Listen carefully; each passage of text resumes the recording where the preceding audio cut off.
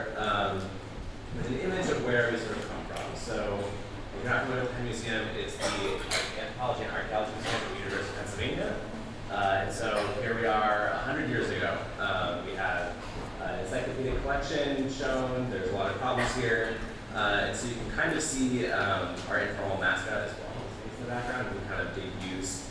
We had a new huge launch coming in November. So this is actually what we saw this in the AP was our big move with the Sphinx. So our big launch is coming in November, and what's really exciting about it is we've explored a lot of different areas. So for those of you who aren't familiar, and so you are students, I'm going to be using a lot of terms. If you're not familiar with them, that's okay. If you are, that's better too. No conversation about contemporary cultural heritage can begin without indigenous land acknowledgements. This is mine. We recognize the land where we are gathered as the traditional territory of the Lenni, Lenape, and Delaware people. And we honor their teachings and traditions and ongoing cultural and spiritual connection to this area. So how are cultural institutions changing? It's rare that the foundations of an entire typology shift, and so we don't often hear about NGOs changing the definition of what it means to be a hotel. But that is exactly what happened a few weeks ago in Kyoto when members of the International Council of Museums got together to discuss the definition of a museum. So about 250 people participated. There were many, many proposals. And so here I've highlighted two key takeaways of the definitions that were proposed. The first is that museums are institutions entrusted with objects by the public. And the second are museums are places where cultures are experienced, in particular enacted by constituent communities. So how does that break down for designers? Well, that really means that we're looking at a narrative where the owner becomes a steward. So source communities, descendant communities today are actually the owners of this patrimony, and so museums become stewards of these objects. And the other thing is the way we talk about them in our galleries are changing from telling, we don't control the definitions, we're sharing that definition. So what does that mean for you guys in practice today? So we'll help them out with a little cost of free 15. We're gonna go on this journey.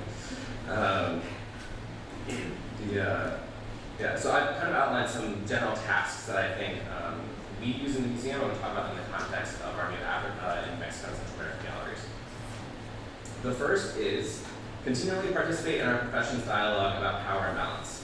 So this is a tough one to start with, but before you can advocate for your clients or for other people, you really do need to look at yourself and reflect and make sure that you're discussing diversity, equity, and inclusion. So good job on being here tonight.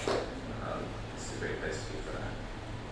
The second thing is to broaden your circle of experts and consultants to include views that are different from your own. And I think this is true in field of design professions. We have engineers and people who kind of are a mirror of our space, and we like to hear that a lot. And so I'm inviting you guys speakers to add to that panel. So this includes, in this particular circumstance, adding archaeologists and community ethnographers for working in the places that you guys are working on. Task 3 is to encourage innovation in-house. One reason I moved from private practice to being an in-house architect is that the access to collaborators is much easier in the university environment.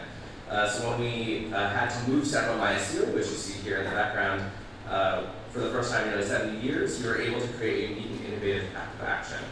And the other thing is designers should leverage your strengths to help other key stakeholders. We all have unique skills, and as it turns out for me, it makes your peers a lot happier.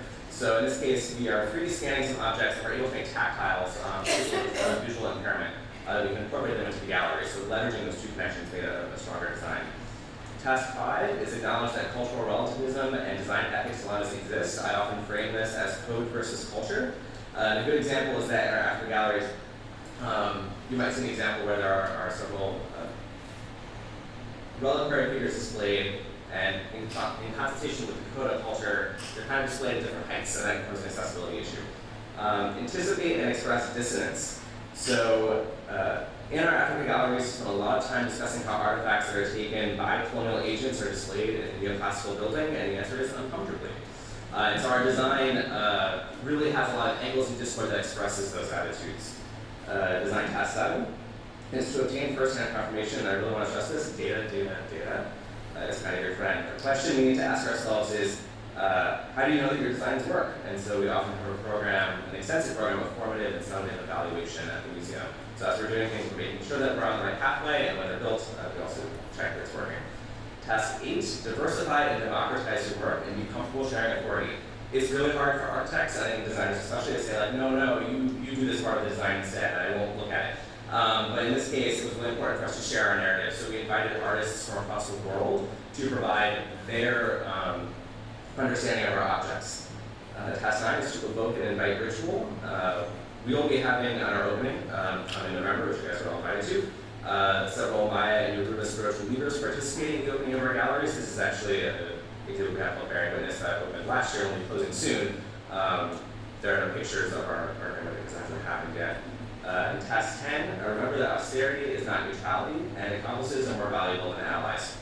And this comes from a report published in 2014 from Indigenous Action that outlines ideas for this topic, so I encourage you guys to check it out. There's definitely political accomplices are really important, allyship is neutral, and there are such things as neutral spaces and museums. So what are the other resources available to you? Firstly, feel free to come talk to me during the reception. Obviously, AA knowledge communities are fantastic. ICOM publishes a lot of material, AIGA Philly, and the National Association for Interpretation are especially useful. The other thing I encourage you to look at is grassroots efforts to review.